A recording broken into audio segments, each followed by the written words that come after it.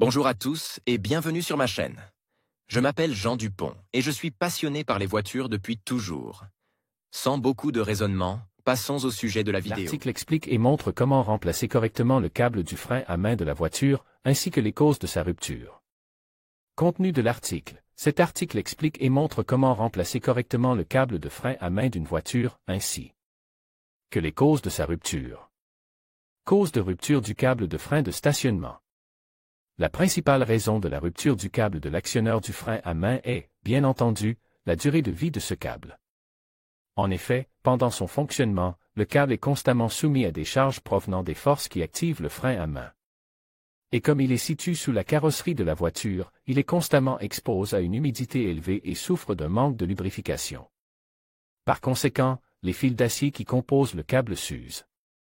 La cause de la défaillance peut également être qu'au cours du fonctionnement, l'usure des garnitures et des tambours des mécanismes de freinage des roues gauche et droite est inégale, ce qui entraîne un allongement différent des câbles correspondants et, avec le temps, le frein à main s'arrête de fonctionner. Le frein de stationnement peut également subir des dommages mécaniques en cas de freinage d'urgence de la voiture, lorsque le conducteur active tous les systèmes de freinage. Le relâchement des extrémités du câble et son déplacement difficile dans la gaine sont également des raisons de remplacer le câble. Quoi qu'il en soit, quelle que soit la raison pour laquelle il est nécessaire de remplacer le câble du frein de stationnement, tout propriétaire de voiture y sera tôt ou tard confronté.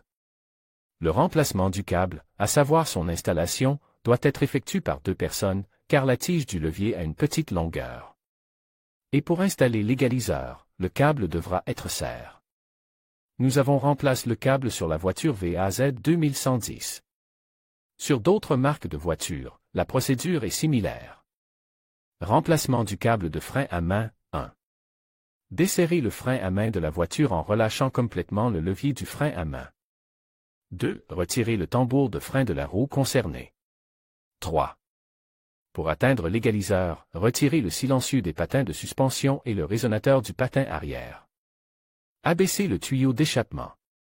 4. Sous la carrosserie du véhicule, dévisser le contre-écrou du frein de stationnement et l'écrou de réglage et retirer l'égalisateur de la barre d'accouplement.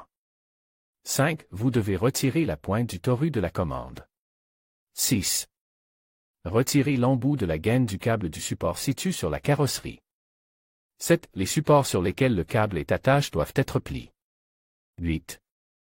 Après avoir retiré la plaquette de frein arrière, il faut déconnecter la cosse du câble du levier. 9. Sur la poutre de l'essieu arrière, desserrer les écrous qui fixent le support de câble et retirer le câble.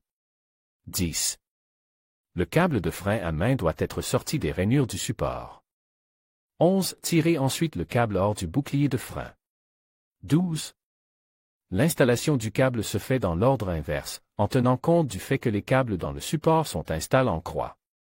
Après avoir effectué les opérations d'installation du câble, le frein à main doit être réglé. VAZ.